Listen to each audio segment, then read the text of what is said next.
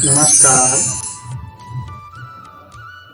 BA part द्वितीय का द्वितीय प्रश्न पत्र भारतीय समाज मुद्दे तथा समस्याएं, जिसमें आज का अध्याय है क्षेत्रीय असमानताएं।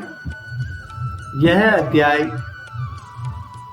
नेट सेट प्रतियोगी परीक्षा हेतु तथा MA समाजशास्त्र के विद्यार्थियों के लिए महत्वपूर्ण अध्याय है। क्षेत्रीयता या क्षेत्रवाद की जब हम बात करते हैं तो साधारण अर्थ में इसे प्रांतवाद, क्षेत्रवाद और क्षेत्रीयता का पर्यायवाची शब्दों के रूप में प्रयोग किया जाता है, जिसका अर्थ है स्थानीयतावाद, पृथक्करण और अलगाव।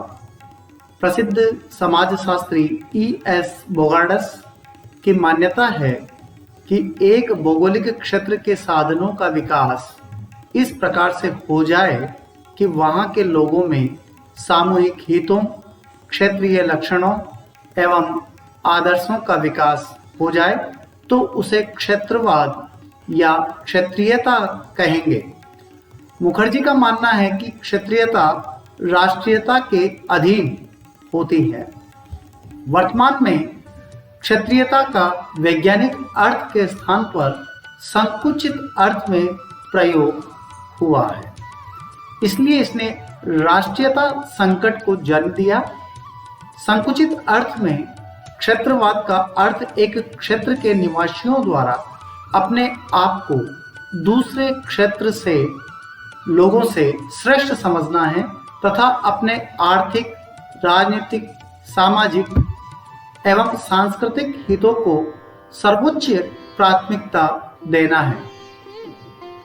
अपनी भाषाओं को अन्य भाषाओं से श्रेष्ठ समझना है। दूसरे शब्दों में देखा जाए तो क्षेत्रवाद या क्षेत्रीयता अन्य क्षेत्रों एवं संपूर्ण राष्ट्र की तुलना में अपने ही क्षेत्र को श्रेष्ठ मानने एवं सभी क्षेत्रों में उसे प्राथमिकता देने की पक्षपातपूर्ण भावना है।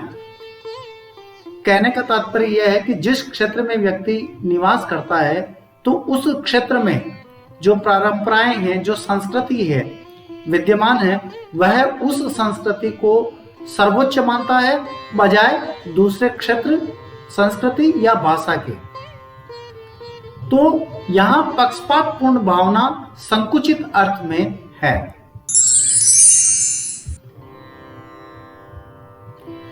यदि इसकी विशेषताओं पर हम प्रकाश डालें तो सबसे पहले क्षेत्र के आधार पर प्रशासन का विवेकीकरण पाया जाता है। दूसरा, राष्ट्रीय एकता के लिए जब सभी इकाइयों पर एक ही राजनीतिक विचारधारा, भाषा, सांस्कृतिक प्रतिमान आदि थोपे जाते हैं तो प्रतिक्रिया स्वरूप सामाजिक सांस्कृतिक प्रति आंदोलन किया जाता है। अर्थात यदि किसी पर थोपे जाए तो फिर सामाजिक सांस्कृतिक आंदोलन होगा। वो क्या थोपना? सांस्कृतिक प्रतिमान, भाषा या विचारधारा। तीसरा, संघात्मक संरचना में अधिकाधिक उप संस्कृतियां स्वायत्तता प्राप्त करने के लिए राजनीतिक प्रति आंदोलन करती है। चौथा, इकाइयों में राजनीतिक आकांक्षाओं को प्राप्त करने के लिए पृथक्करण की प्रवृत्ति देखने को मिलती है। पांचवा, एक क्षेत्र के लोगों में सांस्कृतिक समानता पाई जाती है। उनके विचारों, आदर्शों, कला, धर्म, प्रथाओं, रीति रिवाजों एवं भाषा में एक रूपता पाई जाती है, अतः वे एकता के सूत्र में बंध जाते हैं। जिस क्षेत्र के व्यक्ति हैं उनमें सांस्कृतिक समानता इस रूप में होती है कि उनके विचार, आदर्श, कला, धर्म, प्रथा उनको सर्वोच्च मानते हैं और सभी उसका पालन करते हैं। परिणाम स्वरूप उनमें एक रूपता आ जाती है। छठा है, क्षेत्रवाद एक सीखा हुआ व्यवहार है, अर्थात समाजीकरण की प्रक्रिया के माध्यम से व्यक्ति संस्कृति को सीखता है और किसी क्षेत्र विशेष में जो संस्कृति है वह उसी संस्कृति को श्रेष्ठ मानता है। संकीर्ण क्षेत्रवाद क्षेत्रीय स्वशासन एवं पृथक्करण को बल प्रदान करता है।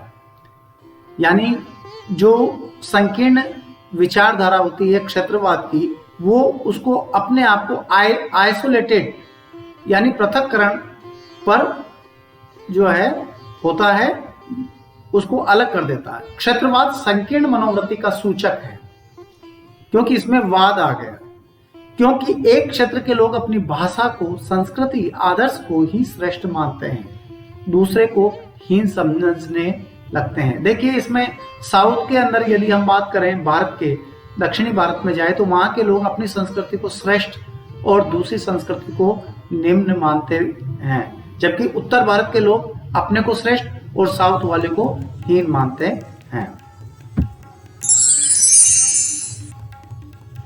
जबकि संस्कृति एक ही है, भारतीय संस्कृति इन सभी का समावेश है। यह एक मेल्टिंग पॉट है, द्रवण पात्र है, यह अजायब घर है।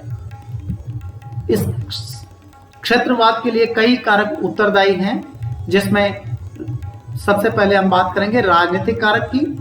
केंद्र व राज्यों के संबंध, तनावपूर्ण संबंध के कारण क्षेत्रवाद पनपता है। यह तनाव कई कारकों को, जैसे विभिन्न प्रोजेक्ट्स, केंद्र से ली जाने वाली आर्थिक सहायता, प्रांतों द्वारा अधिकाधिक खाद्यान्न प्राप्त करने की मांग आदि, अपनी मांगों को मनवाने के लिए स्थानीय एवं प्रांतीय राजनीतिक दबाव समूहों का उदय हुआ है, जिसने स्थानीय राजनीति को जन्म दिया है। आर्थिक कारक, आर्थिक रूप से पिछड़े हुए क्षेत्रों ने अपने यहाँ उद्योग खोलने की मांग से क्षेत्रवाद का जन्म होता है।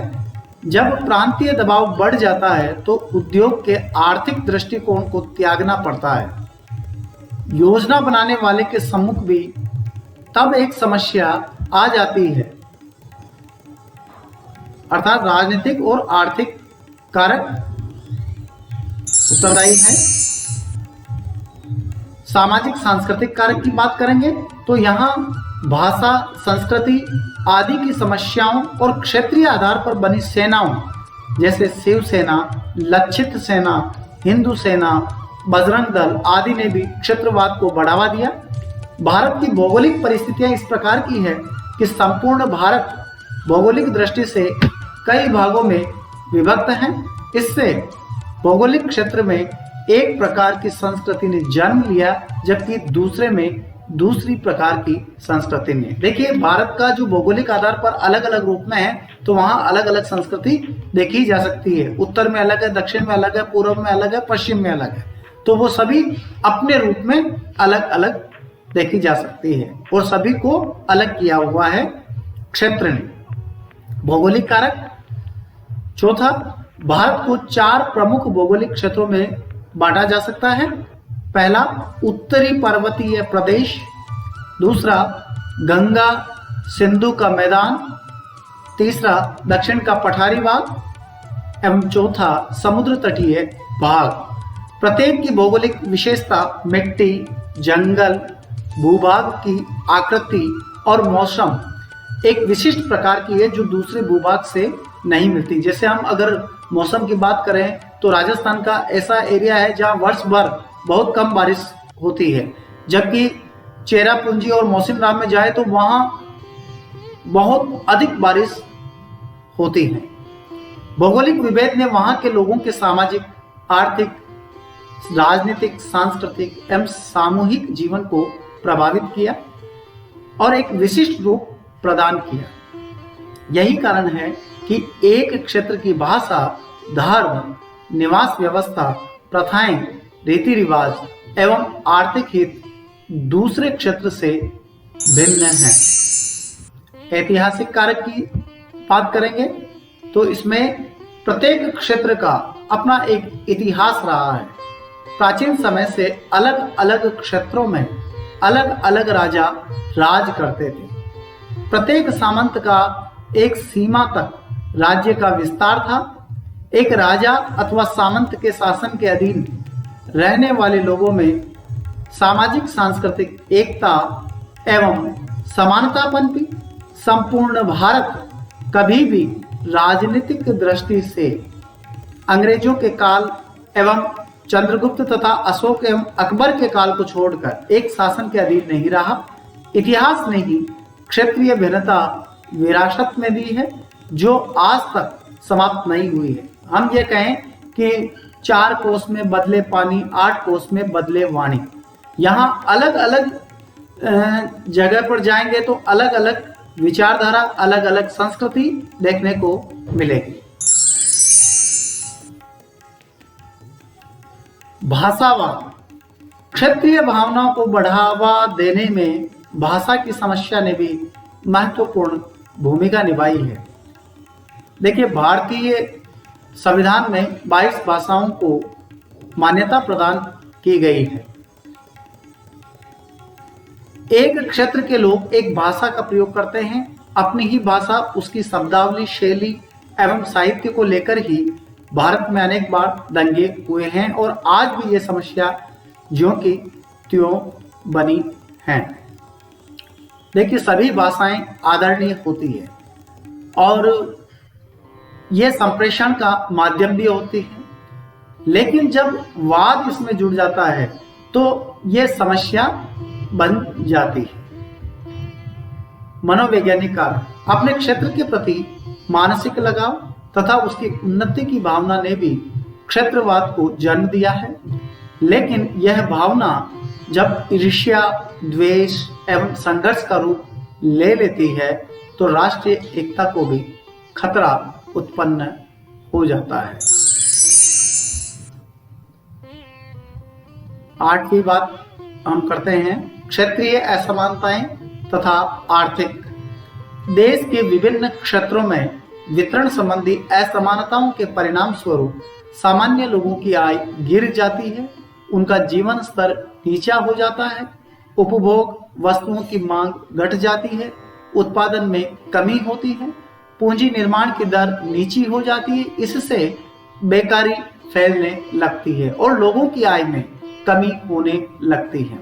भारत में आय वितरण संबंधी असमानताओं के साथ साथ धन तथा संपत्ति के वितरण संबंधी विषमताएं भी काफी हैं। देश में व्याप्त सभी प्रकार की विषमताओं के परिणाम स्वरूप क्षेत्रीय आधार पर समय समय पर आंदोलन होते रहे हैं। अलग राज्यों की मांग उठती रही है और इन मांगों के आगे सरकार को कई बार झुकना भी पड़ा है। देखिए, सारांश रूप में यदि हम बात करें तो व्यक्ति क्षेत्र विशेष को ज्यादा महत्व दे और दूसरे क्षेत्र को इग्नोर कर दे, उसको निम्न माने, तो यह भयावह स्थिति है। क्योंकि कई ऐसे साउथ के ऐसे स्थानीय दल हैं जिसमें जैसे द्रविड़ मुनेत्र कड़गम, अन्ना द्रविड़ मुनेत्र कड़गम, ये ऐसे दल थे जो राष्ट्रीय राजनीति यानी राष्ट्रीय राजनीतिक दल को भी इनके सामने झुकना पड़ा और इस रूप में क्षेत्रवाद बहुत ज्यादा हो जाता है, अर्थात यहाँ एक समस्या बन जाती है। इसके दुष्परिणाम भी सामने आए हैं जो हम अगली कड़ी में प्रस्तुत करेंगे। आज तक बस इतना ही। बहुत बहुत धन्यवाद।